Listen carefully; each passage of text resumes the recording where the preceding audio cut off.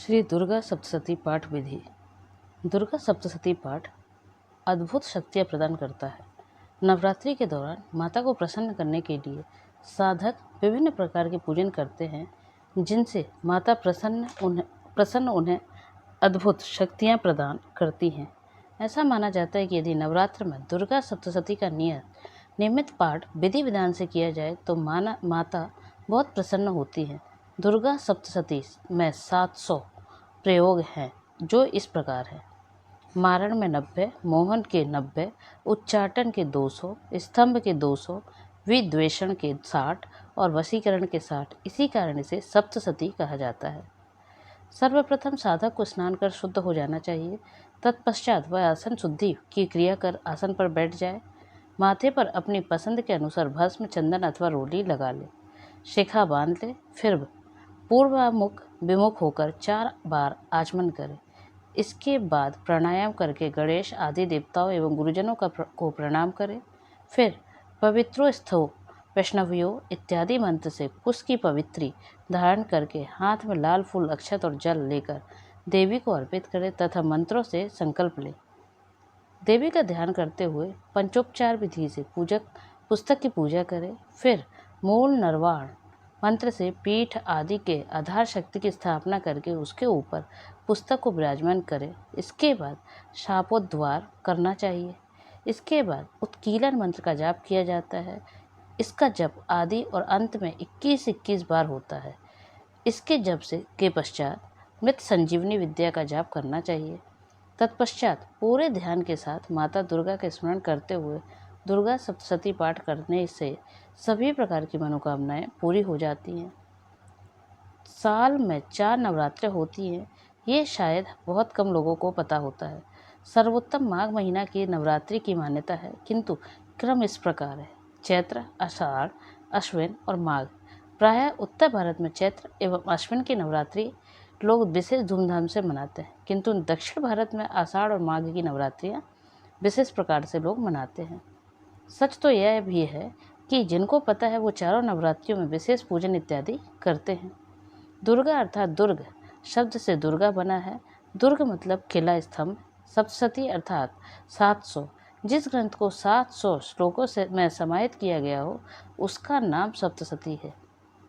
आइए जानते हैं इसका महत्व। जो कोई भी इस ग्रंथ का अवलोकन एवं पाठ करेगा, माँ जगदम्बा की उसके ऊपर असीम कृपा होगी।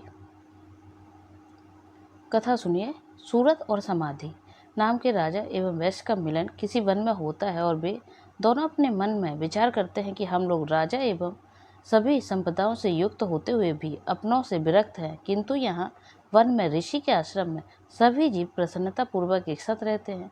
यह आश्चर्य लगता है कि क्या कारण है जो गाय के साथ से ही भी निवास करता है और कोई भय नहीं है।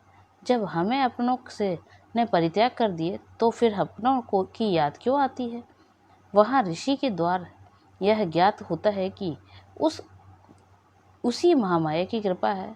सो पुनः ये दोनों दुर्गा की आराधना करते हैं और सप्तशती के 12वें अध्याय में आशीर्वाद प्राप्त करते हैं और अपने परिवार से युक्त हो जाते हैं। जो कोई भी माँ जगदम्बा की शरण लेगा उसके ऊपर माँ की असीम कृपा होगी, संसार की समस्त बाधा का निवारण करेगी। अतः सभी को दुर्गा सप्तशती का पाठ तो करना ही चाहिए और इस ग्रंथ को अपने कुल पुरोहित से जानना भी चाहिए। लक्ष्मी, ऐश्वर्य, धन संबंधी प्रयोगों के लिए पीले रंग के आसन पर का प्रयोग करें। वशीकरण, उच्चाटन आदि प्रयोगों के लिए काले रंग के आसन का प्रयोग करें। बल, शक्ति आदि प्रयोगों के लिए लाल रंग का आसन प्रयोग करें। सात्विक साधनाओं प्रयोगों के लिए कुश के बने आसन का प्रयोग करें। इसमें वस्त्र कभी भी ज़्यादा से ज़्यादा पीले पहने जाते हैं। हवन करने से क्या क्या फल प्राप्त होते हैं सुनिए। जायफल से कीर्ति और किस्मत से कार्य की सिद्धि होती है। आंवले से सुख और केले से आभूषण की प्राप्ति होती है। इस प्रकार फलों से अर्घ्य देकर यथाविधि हवन करें। खांड, घी, गेहूँ, शहद, जौ, तिल, बिल्वपत्र, नारियल, किशमिश और कदम से हवन करें। गेहूँ से होम करने से लक्ष्मी की प्राप्ति होती है। खीर से परिवार, बुद्धि, चंपा से पुष्पों से धन और सुख की प्राप्ति होती है। आंवले से कीर्ति और केले से पुत्र प्राप्ति होती है। कमल से राज सम्मान और किस्मत से सुख और संपत्ति की प्राप्ति होती है। खांड, घी, नारियल, शहद, जौ और तिल इनसे तथा फलों से होम करने से मनवांछित वस्तु की प्राप्ति होती है। इस महाव्रत को पहले बताई हुई विधि के अनुसार जो कोई करता है उसके सब मनोरथ सिद्ध हो जाते हैं। नवरात्र व्रत करने से अश्वमेध यज्ञ का फल मिलता है। दुर्गा सप्तशती के अध्याय से कामना पूर्ति।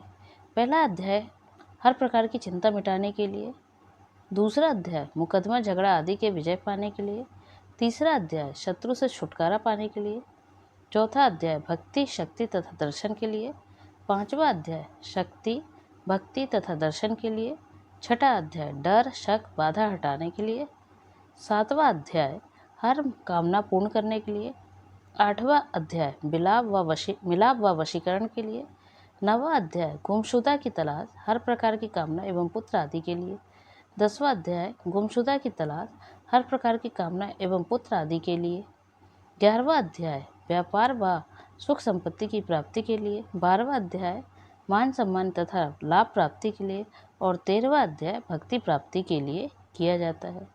वैदिक आहुति की सामग्री।